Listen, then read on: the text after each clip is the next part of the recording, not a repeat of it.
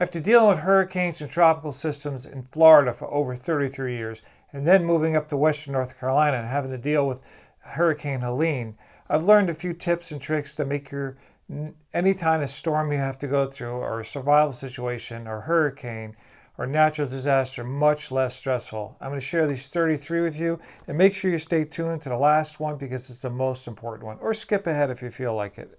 First of all, I just want to let you know that what you own is very valuable. So go around your house on the outside or wherever you live and take photos of the outside of your home. And then go inside and take pictures of everything, pictures and video of everything. Open up cabinets, open up closets, put everything out. If you have to, make sure you have a record of it.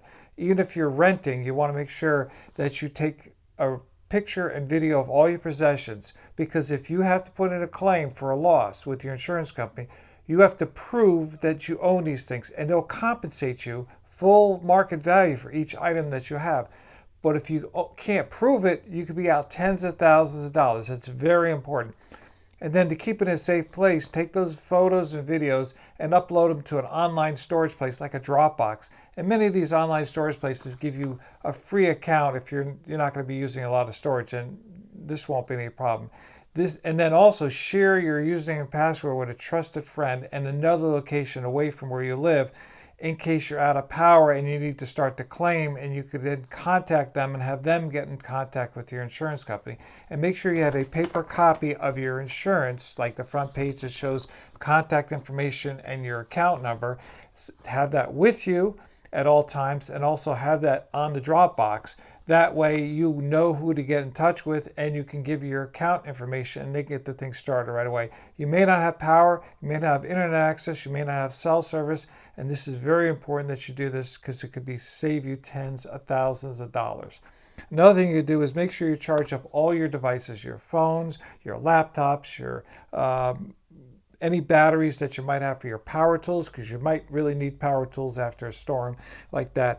Make sure they're all charged up. Number 3 is to have a backup power source. Now, a lot of people think generators, and generators are great, but the problem with generators are they make a lot of noise, they put out fumes, you have to have a lot of gasoline around to make them run. And if they're noisy like that, someone driving by could hear it, and when you're not looking, they could swipe it. So what I did is I opted for a solar power generator made by EcoFlow. And this is a big one. You can get them all different sizes. And the advantage of this is I can plug in a lot of things into this.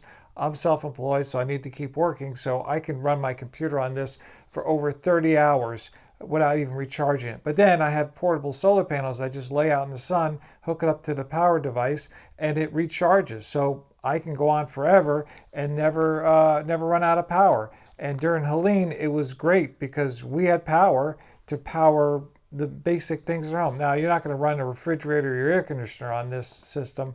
Most of them, some you can if you get big enough ones, but it's just nice to have something you can plug things into. Now, number 6 is to have a backup power for your internet router. Sometimes you may lose power, but the internet may still be functioning. But if you don't have power to power your router, then you're not going to have internet. Have an AM, FM radio, just those little transistor radios that you saw a long time ago. A lot of people don't have them anymore, but when there's no power, there's no internet, there's no cell service, that's the only way to get in communication and find out what's going on. That was very valuable during Hurricane Helene when we lost everything. Paper towels, toilet paper. You'd be surprised how fast you'll go through these, especially paper towels. You've got to do a lot of cleaning up. And make sure you buy this stuff ahead of time, because if you wait too late, I know what's about America. You go to a grocery store during a panic, eggs, milk, and toilet paper are all gone. I don't know what that means. But anyway, get plastic silverware, paper plates, because you're not going to necessarily have water to wash the things, and this way you just throw them away and it's much better. Run your garbage disposal before the storm and make sure, in case you lose power, you don't want all nasty things sitting down in your garbage disposal stinking up your house. Run your dishwasher, get that all taken care of. Use your vacuum cleaner, clean up everything in the house so that your house is nice and clean. Do all your laundry before you lose power. Okay, so if you've got a pile of dirty clothes or dirty sheets and stuff like that, make sure you clean it. And look, if you're without power and don't have AC, you want to have clean sheets to go through that. You don't want to be sitting in dirty sheets to start with. Do not buy any perishable items before a storm. Now, I know someone who, before Hurricane Gloria hit in Connecticut, they went shopping. The day before the storm hit was the day they always did their grocery shopping. And they went and did all their grocery shopping, spent hundreds of dollars on perishable items, meat, ice cream, and all kind of stuff. And then the next day the storm hit and they lost power and they lost all their perishable items. So if you know the storm is coming 2 or 3 or 4 days ahead of time, cut back on buying all those perishable things. Now, what you do want to buy is non-perishable things, canned goods, things in jars, things that don't need refrigeration.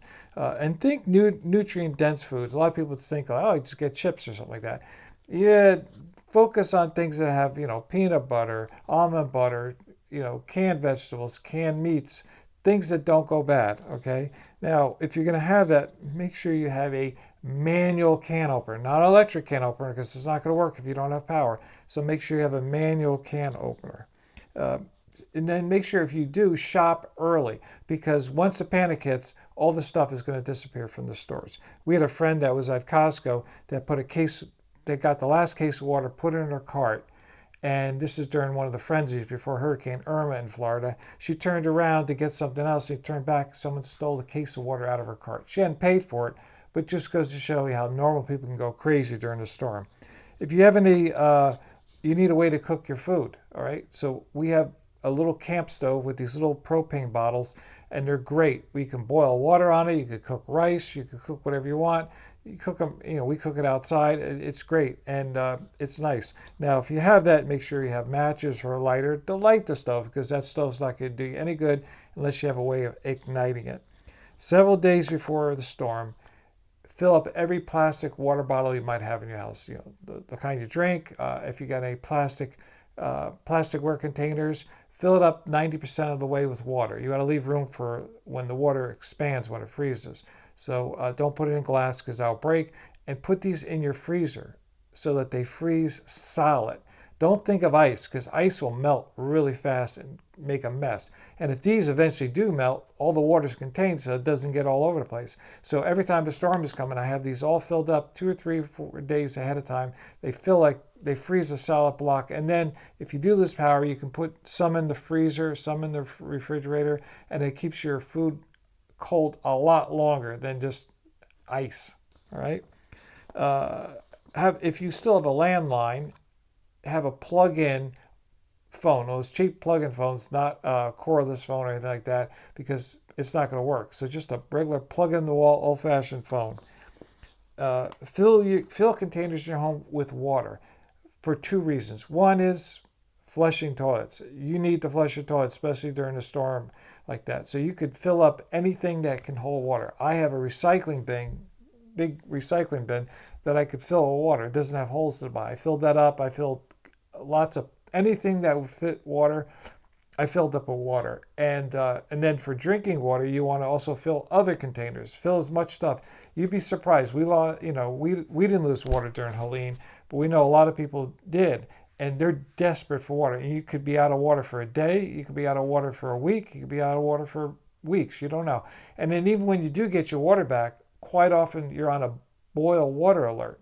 Well, maybe you have the water back, and if you don't have a way to boil your water, other than for flushing toilets, your water's not going to do you much good. So water is a precious resource, and don't take it lightly. Make sure you have more than enough. Take a shower before the storm hits, because you may be running around getting all sweaty, and then you don't want to lose water and power and not have a hot shower that you could take before the storm. So at least do that. Make sure you have enough fresh batteries. Now, you may have batteries in a box that you've been sitting around for years. They may not be very strong. You can buy a battery tester online that you can test your batteries with. Now, flashlights are great, but think lanterns and even little headlamps are even better, because they don't use a lot of batteries and they direct the light where you're doing your task.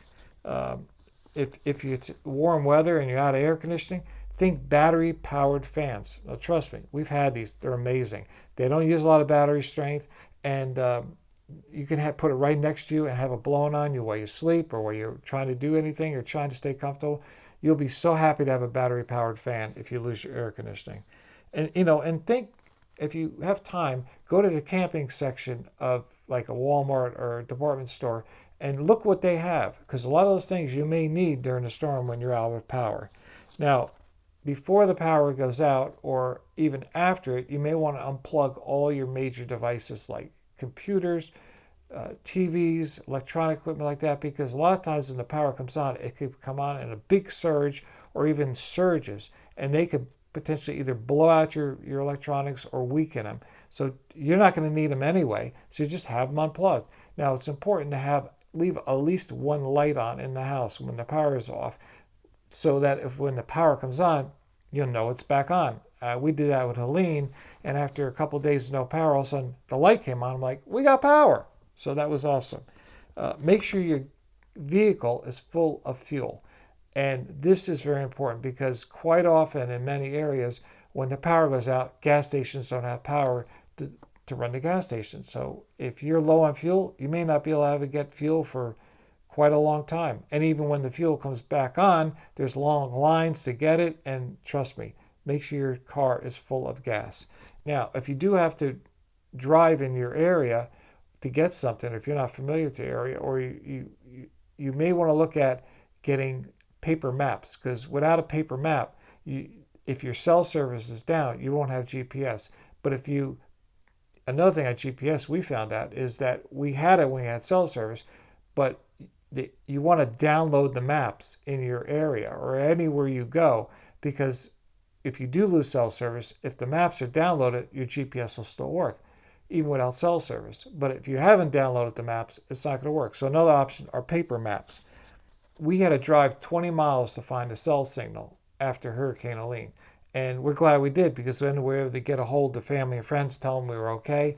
But just because we didn't have it at our home, we thought, let's just drive and see if we can find one. And we did find a cell signal. Stow anything outside away so it doesn't blow. You'd be surprised even the smallest things could blow and become a dangerous projectile. I was surprised after Hurricane Helene, when all the stores are closed, there's no way to get anything.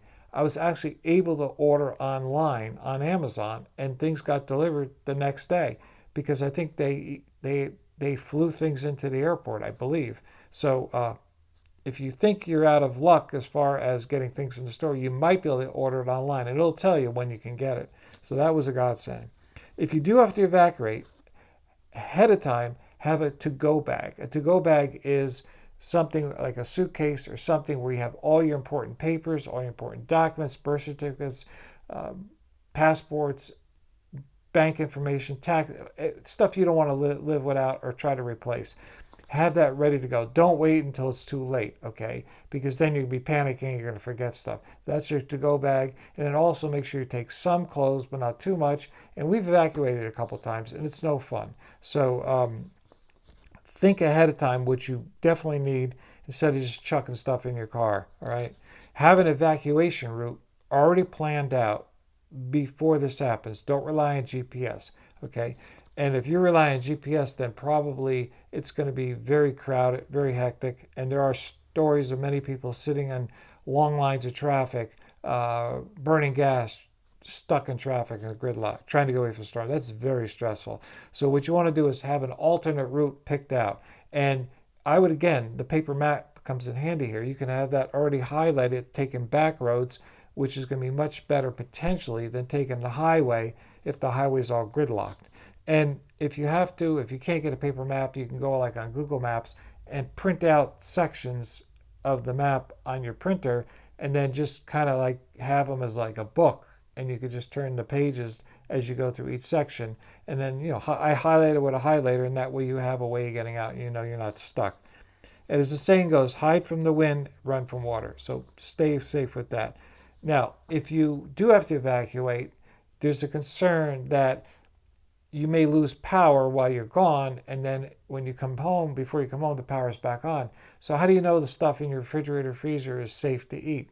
Okay, so one thing you can do is take a paper cup, fill it halfway with water, freeze it, and then put a coin, like a quarter, on top of that, put it in the freezer, so that when you come back home, if the power went out and the ice melted and the quarter is at the bottom of that cup, even though it refroze, now you know the power went out. This way you know to throw your food out, and you want to take a chance eating rancid food. Now, the most important tip, and this is the most important tip, is have enough cash on hand. And don't wait until it's the day before the storm and the ATMs are all out of money, or you're not going to get money from an ATM after the storm because there's no power. We experienced that with Helene. So make sure you have well enough, because when stores do open up, gas stations do, they're cash only quite often because they may not have power or internet. So cash is king when it comes to after a storm.